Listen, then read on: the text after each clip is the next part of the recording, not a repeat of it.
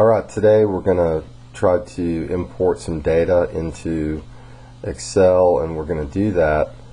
We're going to actually import the tower data into Excel so that we can analyze the different segments of time for the frequency and also for the peak acceleration. So first step, I'm going to open Excel, and I'm going to then from Excel go to File and Open and find my data, and my data is on my desktop.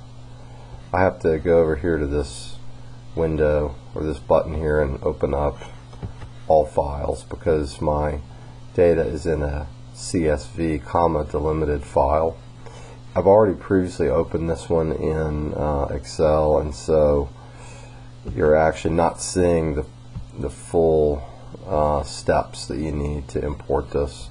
I think it's pretty intuitive, but if you go to open and you then find the file and open it, it's going to recognize that it's data, and you're then going to have to tell it that it's comma delimited. And once you do that, it'll divide it up into these three columns.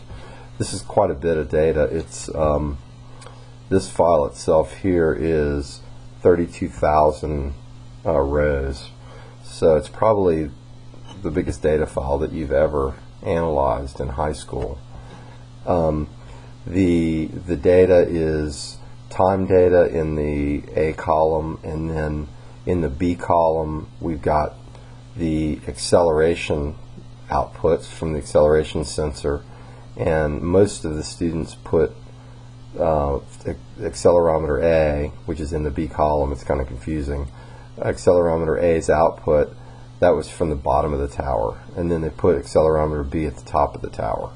So you do have to keep track of that, because eventually you're going to find peak accelerations, and that needs to be from this B column.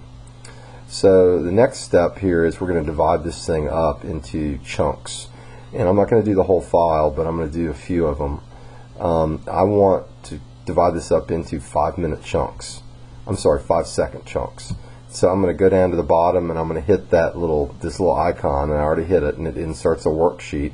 And then I'm going to right click on sheet, and I'm going to rename this, and I'm going to name it 0 to 5 seconds. And then I'm going to do that for this next one also, and then I'm going to right click and rename this one 5 to 10 seconds. And I'll do this as I divide the data up. I'm not going to do all of the sheets at once. So I'm going to go back to my original data, and I'm going to copy data out of this file. Now, I'm not going to cut it because I want to keep this file intact. And I know that I have to go down 1,000 rows, and I'm going to capture 1,000 rows, and that's about 5 seconds. And it takes a few seconds to do this. There's probably a shortcut, but I don't use Excel enough to know it. So I'm sure that y'all will come up with a lot better ways to slice this data up than I've come up with. So notice I'm going from 0 to 4.999361 seconds. I'm going to copy that, and I'm going to just do Control C and copy it, and you can see it puts this little border around it. And then I'm going to go to 0 to 5 seconds, and I'm just going to highlight cell 1A, and then I'm going to do Control V, and that's going to paste my data into the columns. Now I know that A is time data and B is acceleration data for sensor A, and C is acceleration data for sensor B. So I already know that. I want to graph this data, and I'm going to graph it all together just to see what it looks like. So if you select the three columns, and I'll show you that again, you go to the A cell above column A, and you left click, and then you drag across, and that will select all three. And then you go to Insert, click Insert, and then go to Scatter, And in the directions it's been saying to use scatter with straight lines, and I actually like to use scatter with smooth lines, and so it smooths out the function a little bit. So I'm going to do that, and it'll automatically graph A versus B and A versus C, and those two different sinusoids, it will graph those as different line graphs, and so then it'll even put a different color. Now you don't have to label this stuff. We're not really. This is really not. We don't need to make it all pretty or anything. What we need to do is just be able to analyze it and get stuff out of it. So series 1 is A versus column A versus accelerator, and then series 2 is versus column B, which is accelerometer B. And there's a lot of variability on column A, and we can kind of think about that and maybe figure stuff out about it. We really don't do right now. Think about it. Notice the table with the bottom when you're setting up. Maybe that's why you have these spikes on series 1 and you don't have them on series 2. I mean, I really don't know why exactly you have that kind of look. So we don't dwell on it too much. I'm then going to graph column A versus column B, which is time versus accelerometer A data. And I'm just going to, I'm going to take my cursor, I'm going to put it over A, I'm going to left click and hold, and then I'm going to drag across to B. That's going to highlight both of those, and then I'm going to go insert, go to scatter again, and I'm going to go to this smooth again. And then if you go to the outside border of this thing, you can left click on it and drag it. I'm just going to put it down here.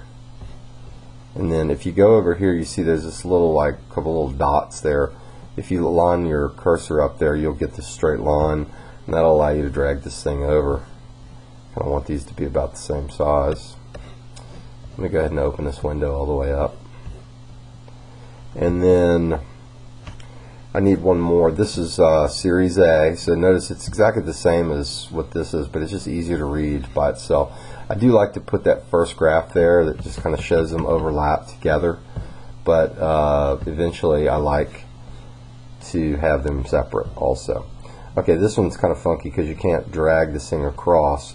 You're going to hit A and select A, and then you press and hold the control key, and then you go over to C and you hit C, and now you've selected both of those. Then you go to insert, and then you go to scatter and curve, and that is your data, and that's the red data here. It looks blue because it's since there's only one graph there, it makes it blue by default, but it is actually A versus C, which is the red data. And you can kind of prove that to yourself. If you look at the variability, it looks like the other graph. The only difference is our scale is now different, because before the second graph's data was preventing the program from spreading this data out on the y-axis. Now it can do it because it doesn't. If it spread this out this much, this would be bigger than the graph. So anyway, you notice the scale over here is different. So that might make it look a little different. Okay, now the two things that we want out of here, we want to find out what is the frequency of the earthquake during this first 5 seconds. And we also want to know what is the peak acceleration at the top of the tower. So this right here represents the top of the tower, this data here. And so that's where we're going to look for peaks. We can look at either one of these for frequency because they're going to have the same frequency. In general, you want to look at this one if you can, because its at the base of the tower, so it represents actually measuring the frequency directly from the earthquake. Whereas this one, you know, the tower is resonating or shaking, and it's going to follow this frequency. But it's, in general, it's just better to read it from the source if you can. Problem is that sometimes there's so much noise on the bottom signal that you can't read it. So then you go to this one. It's better to get some frequency measurement than none at all. So we're going to figure out this frequency now. You know, this takes a little bit of experience, but you know, what I see here is I see that this thing kind of curves up. Follow my cursor, then it comes down again. So this would be a trough, a crest. We're going back to a trough, going back up to a crest, going back down to a trough, going back up to a crest. Okay, so if we do that, if we look at that, here's our trough, and so we've got one wavelength, two wavelengths. Okay, so if I got two wavelengths, and if I divide that by the time period in which those wavelengths took place, I'll get the frequency. Okay, so over here in this box that's next to it, I'm going to put F, and then I'm going to put equals, and then that's just a label. And then I'm going to say, I'm going to put the formula for that here. I'm going to say that we have two wavelengths, so it's going to be 2, and that's going to be divided by, and then I need to figure out what the time is here. So what you can do is you can go toward the middle of your trough, and you can look at the first coordinate, right, which is 0.51. So that occurred at 0.51 seconds. And then this trough over here occurred right at about 4 seconds. So we've got 4, and I'm going to type that in the cell, 4, and that's, I'm going to go to the thousandth place, so 4.004 minus, and then we had 0.51 on the other side, 0.51 on the other side. Now I think the one thing I messed up with is I should have had a parentheses here, so I'm going to move back over to this thing, and I'm going to put a parentheses here. Okay, now I'm going to hit enter, and I got that formula there. Now here's the thing, this cell is not been formatted, so if I go up here to U, if I right click on it, I can format it, and I can format it for numbers. Okay, there we go. So right now it's general, so I'm going to get a number, and I want it to be to 3 decimal places. Okay, so we're going to then hit OK, and then this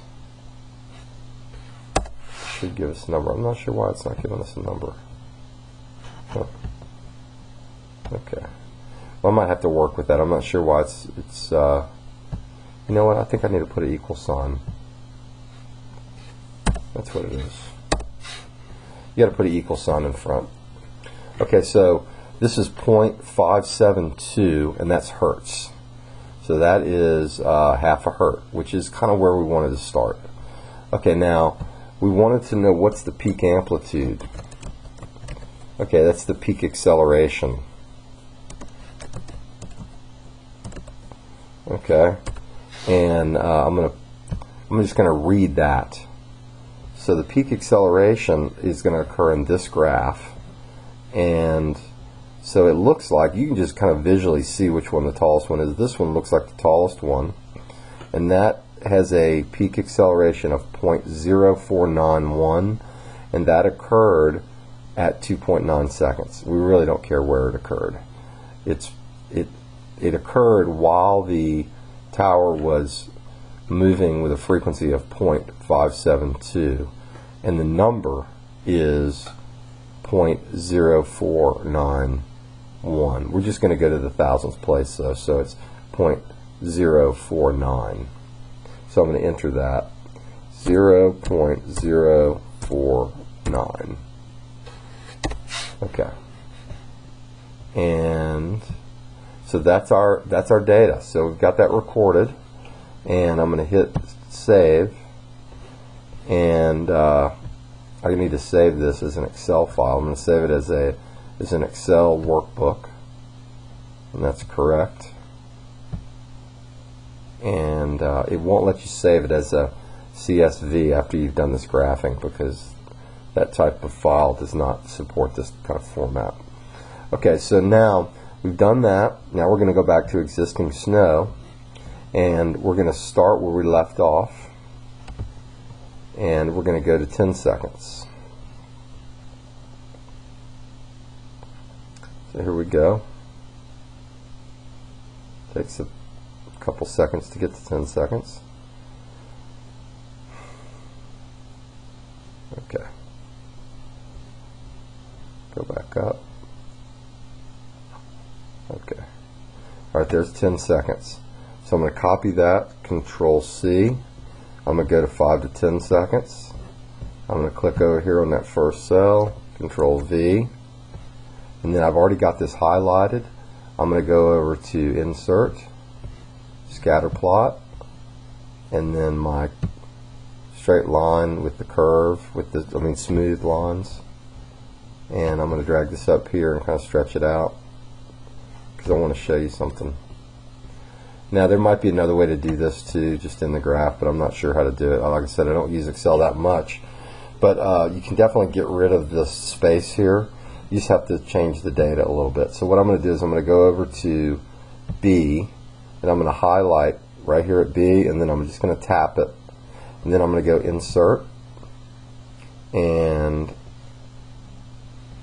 oh, you know what? I'm going to right click actually, and I'm going to hit Insert there, and it's going to insert a column, a blank data column. Okay, now I'm going to enter a formula here. So I'm going to hit this first cell in column B, and I'm going to hit the equal sign, and then I'm going to I want this 5 seconds here. I want it to turn into 0.004361. I want to subtract 5 from it. So I'm going to say, I'm going to click on this cell, and it's going to put that in column B1, and then I'm going to say -5, and then I'm going to hit enter. See, now it's erased or deleted 5 seconds, subtracted 5 seconds.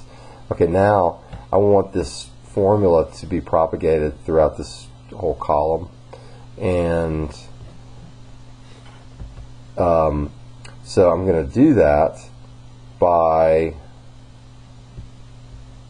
grabbing a hold of this little box here, and see my cursor is going to change, and then I'm going to right click and hold it, and I'm going to drag down, and that is going to fill in all those columns with that formula, but it relates it to the appropriate adjacent column, a column.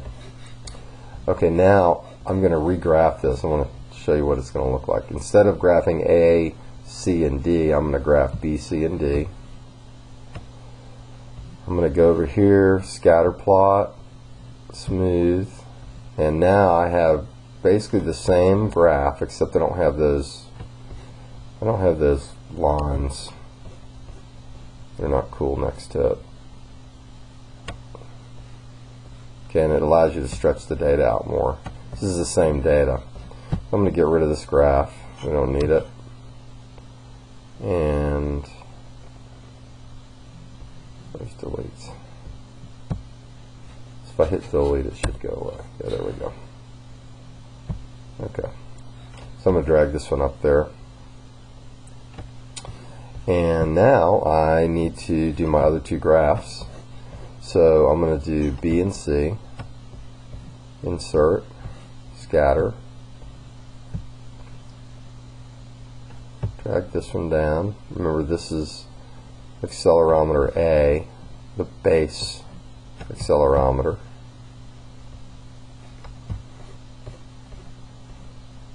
Okay,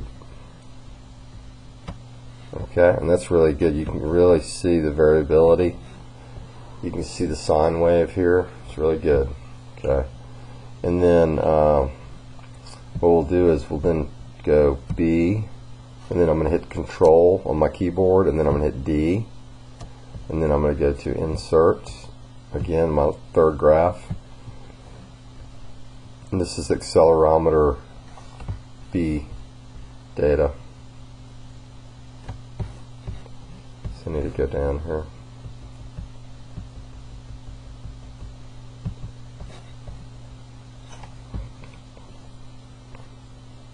Tell you what, I'd like to leave a little bit of space so that I can kind of see what's going on my page. So I'm going to drag these over. Okay, so now we need to see what is the frequency. See, it's very difficult to see the frequency at the top of the tower, but you can definitely see it at the bottom. So it looks like we have a trough, crest, trough, crest, trough, crest, trough. So if we go, here's a trough, we go 1 wavelength, 2 wavelengths, 3 wavelengths. So we got 3 wavelengths. So I'm going to say F equals, and then I'm going to move over, and then we've got equals, and then we've got 3 divided by, and then I'm going to do open parentheses, and I'm going to figure out what is this time, and it's 4.59, so it's 4.59, I think that was 5, let's see, let me check it. Yeah, and then right here in the middle of this thing, I think it's probably right here, 0.698. So minus 0.698. Okay. And it's giving me an error, and I think it's because it's not been formatted. Let's see. Oh, I didn't close the parentheses, that's why. Okay, so let me do that.